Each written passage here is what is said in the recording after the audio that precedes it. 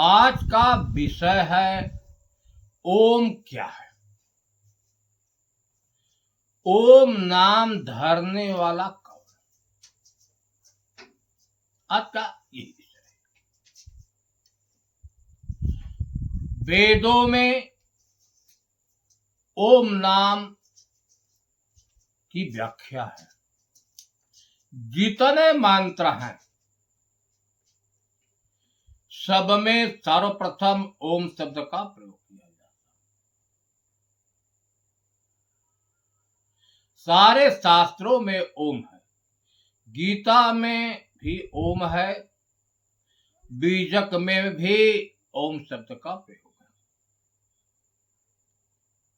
तो ओम वास्तविकता में है क्या? किसको ओम कहा गया? आज इसी विषय पर विचार किया जाए। ओम शब्द है अ उ म से ओम शब्द बनता है। अ है, उ है और म, तब ओम शब्द बनता है। अब तीनों शब्दों का भाव क्या है, हम इस पर विचार करें। जो अ है उसका भाव है अव्यक्त, अनादि, अछेद, अभेद इत्यादि। अर्थात जो अनादि है, अनंत है, अछेद है, अभेद है।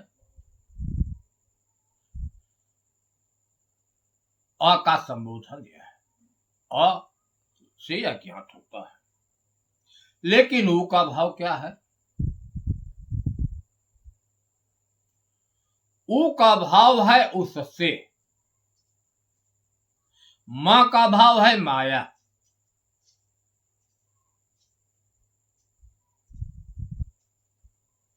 जिससे यह माया उत्पन्न हुई है, जिससे माया संचालित है, चैतन्य है, वह है। अब विचारणी बात है कि कौन सत्ता है जो अनंत है, अखंड है, अछेद है, अभेद है, अनादि। रसखान जी ने भी अपने शब्दों में प्रयोग किया है कि जाहे अनादि अनंत अखंड अछेद अभेद सुभेद बताव। वह परमात्मा ऐसा, उसी को कहीं ब्रह्म नाम से कहा गया है, कहीं राम शब्द से संबोधन किया गया है, कहीं हरि शब्द से।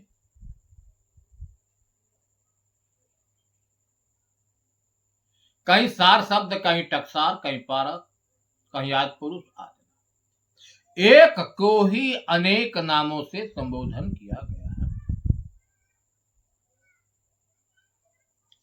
उसी से यह माया उत्पन्न हुई है और उसी से यह चैतन्य। कबीर साहब कहा कि नाम अनंत ब्रह्म के जाके वार न पार, मन भाव तो लीजिए कहें। एक ब्रह्म के ही अनंत नाम, उस ब्रह्म से यह माया उत्पन्न हुई है, उसी ब्रह्म से चैतन्य है। इसलिए उस ब्रह्म को, परमात्मा तत्व को ओम नाम से कहा गया। दूसरे तरफ देखिए, वहीं ज्ञान 34 का प्रकरण है बीजक का। ओ अहंकार आदि जो जाने, लिख के मेट ताहि सो।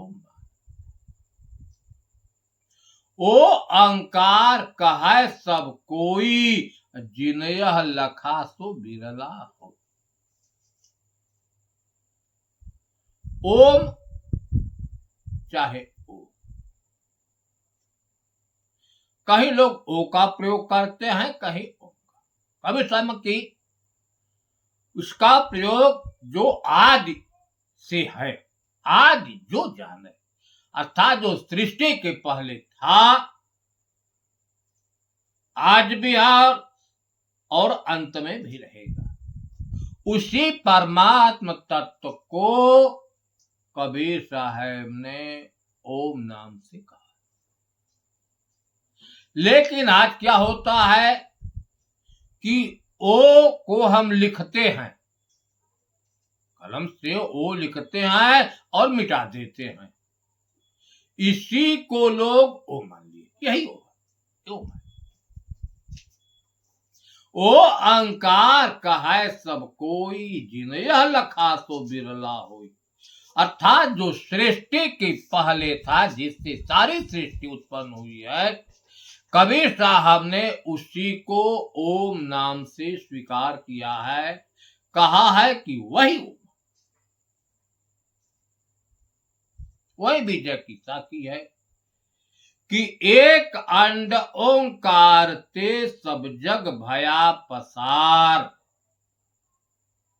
कहे कबीर ता नारी के अविचल पुरुष भता।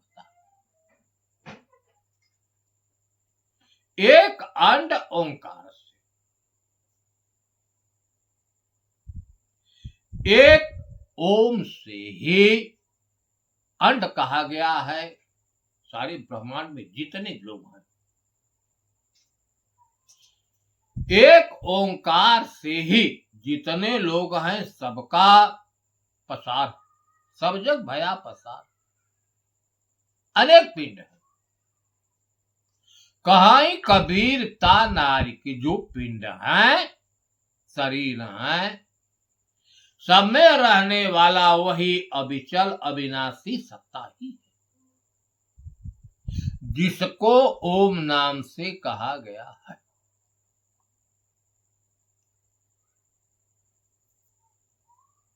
थोड़ा और देखें, महापुरुषों ने अपना विचार व्यक्त किया है कि ओंकारार्थ परम ब्रह्म, सुखम सर्वात्मकम विभु, अक्षराणाम विचारेण य लप्त्वा मुक्ति स्तुति। ओम के एक एक अक्षरों पर अगर विचार किया जाता है तो यही मालूम होता है कि यही ओम ही परम ब्रह्म है, वही आनंद स्वरूप है, वही सबके अंदर रहने वाला आत्मा है, और वही सब।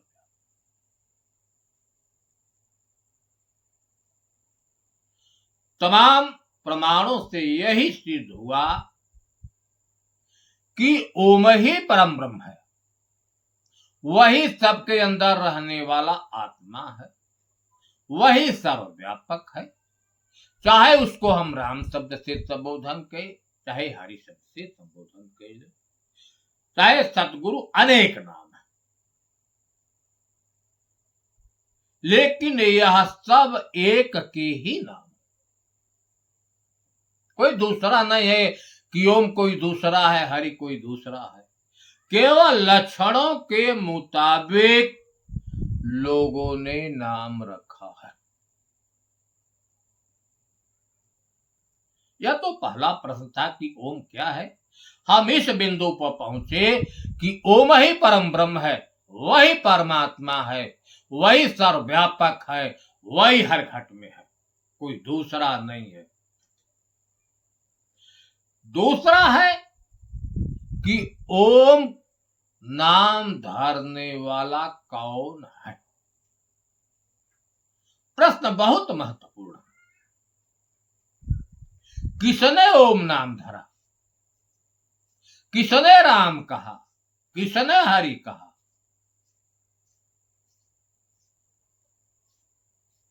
हम आप विचार करें, वह कौन है। अब हम इस शरीर तल पर देखें कि वास्तविकता में जितनी वाणी उत्पन्न होती है शरीर तल पर ही उत्पन्न होती है। वहीं कवि साहब ने कहा कि जीव जमा एक सांच रे भाई औरव सबे खर्च ठारा। कहा एक जीव ही जमा है, बकिया सब खर्च है। यह शरीर आप देखते हैं, इसमें जीव है, लेकिन प्रकृति कुछ दिनों के बाद अपने तत्वों में विलीन हो जाती है। लेकिन जीव तो अविनाशी है, ज्यों का त्यों रहने वाला। इस शरीर छोड़कर दूसरा शरीर धारण कर लेता।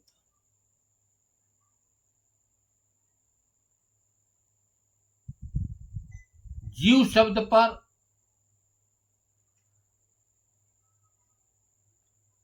गोस्वामी जी ने भी अपना विचार व्यक्त किया है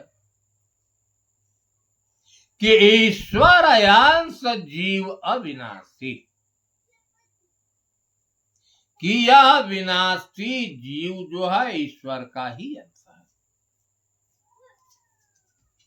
यहां दो भाव विभाजित हुआ, एक ईश्वर और एक जीव। का ईश्वर का अंश ही जीव है, तो ईश्वर क्या है और जीव क्या है? या उस महापुरुष की वाणी गलत हो, या हमारी सोच हम न समझ पाए, लेकिन विचार तो जरूर करें इस पर। दूसरे गीता में भगवान कृष्ण ने भी कहा कि ममय वांसो जीव लोका जीव भूता सनातन। कहा इस लोक में रहने वाला जीव, अर्थात इस शरीर में रहने वाला जीव सनातन से मेरा ही अंश है। यहां अंश अंशी का बात हो, तो मैं कौन हूं, मेरा अंश क्या है? अब इस पर विचार करना कि मैं कौन हूं। उन्होंने कहा गीता में कि मैं कौन हूं। यो मा पश्यति सर्वत्र सर्वच मयि पश्यति तस्माहं प्रणश्यामि शौच में। जो मुझे सर्वत्र और सब में देखता है।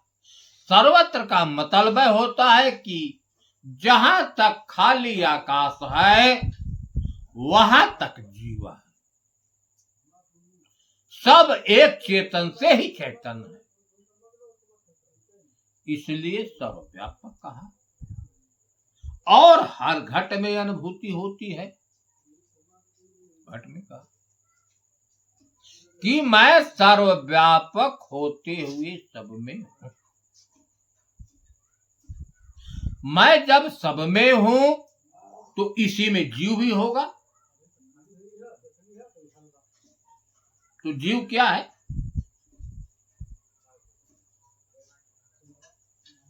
अब हम यहीं पर इसको रोककर अब हम चल रहे हैं मानस में। मानस में इसका स्पष्टीकरण है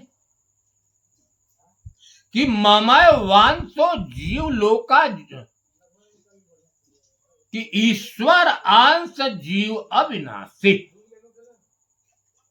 यह अविनाशी जीव जो है ईश्वर का ही अंश है। तो इस शरीर में ईश्वर कौन है और इस शरीर में जीव भी है।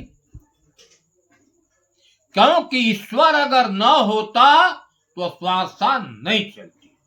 ईश्वर का मतलब होता है ईश्वर स्व, जिसके सत्ता से श्वासा चलती है। अगर वह है तो श्वासा चल रही है, नहीं है तो श्वासा नहीं चलती। जिसकी सत्ता से श्वासा चलती है उसी को ईश्वर कहा। लेकिन इसमें अविनाशी जीव क्या है?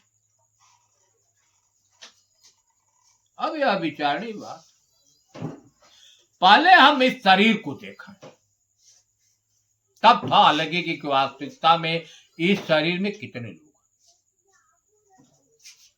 आप देख रहे हैं कि यह शरीर जो है 4 तत्वों से बना है, वायु, अग्नि, जल और पृथ्वी, 4 तत्वों से ही यह शरीर बना है। और इसमें जो खाली स्थान हुआ आकाश तत्व।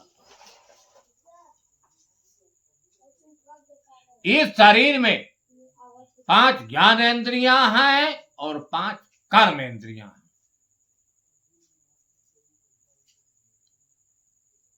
5 ज्ञानेंद्रियों से 5 विषयों का ज्ञान होता है। कान जो है शब्द बता देता है, आंख जो है रूप बता देता है, त्वचा बता देता है कि ठंडा है कि गर्म है, नरम है कि कड़ा है। नेत्र जो है, जिह्वा जो है रस बता देती है, नाक जो है गंध बता देती है। इनका ज्ञान प्रकृति के तत्वों का ही होता है, चेतन का ज्ञान इनसे नहीं होता। इसमें 4-5 कर्मेंद्रियां हैं। वह कौन है? पांव जो है चलने का काम करता है, मुख बोलने का काम, खाने का काम करता है, खाने का।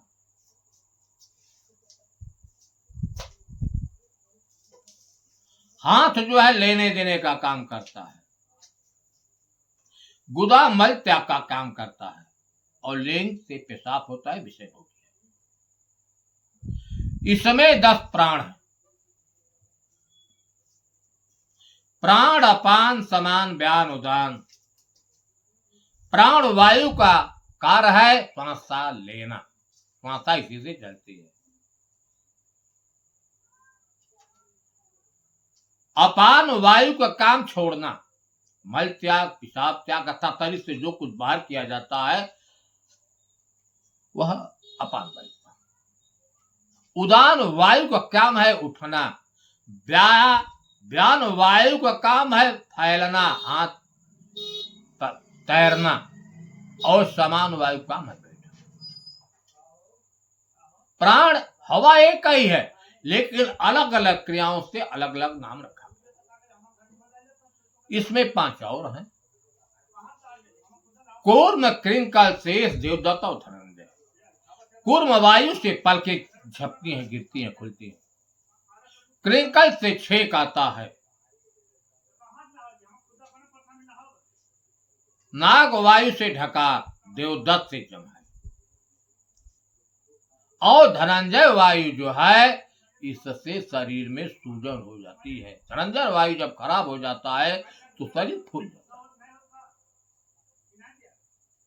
आप देखिए, इतने तत्वों के समुदाय से शरीर है। शरीर में इतने चीजों का संग्रह है, अर्थात इससे मिला।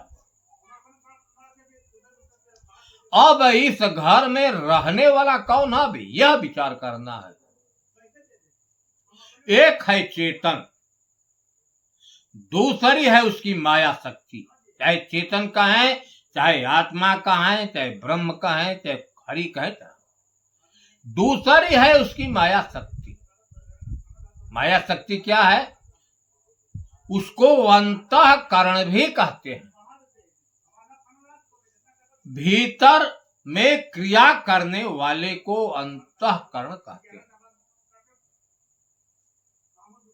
जितनी क्रियाएं का जन्म होता है भीतर से ही होता है। उसको कार्य रूप में परिणित करने वाला यही मन है, इंद्रियों से कार्य कराता है। आप देखें, एक तरफ है चेतन जिससे श्वासा चलता है, दूसरी तरफ है उसकी माया शक्ति, मन, चित्त, बुद्धि, अहंकार। मन, चित्त, बुद्धि, अहंकार के पास स्वयं की सत्ता नहीं है। यह चेतन की सत्ता से ही चैतन्य होता है। आप देख रहे हैं कि इसका संबंध प्रकृति के तत्वों से है, मन चित्त बुद्धि का, अहंकार का। इसके पास स्वयं की सत्ता ने चेतन से ही चैतन्य होता है।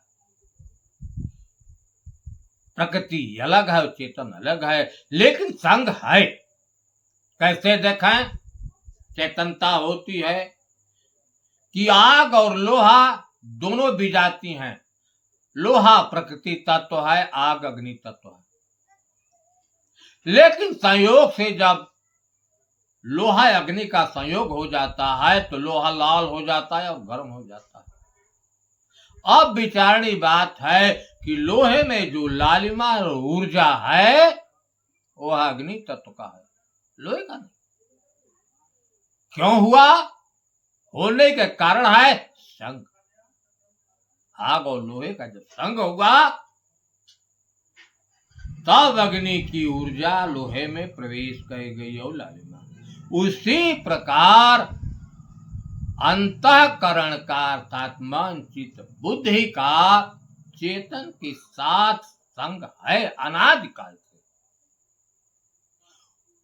उसी की चेतना से यह चैतन्य है, उसी का प्रतिबिंब इनके अंदर है, उसी की ऊर्जा है चेतन की।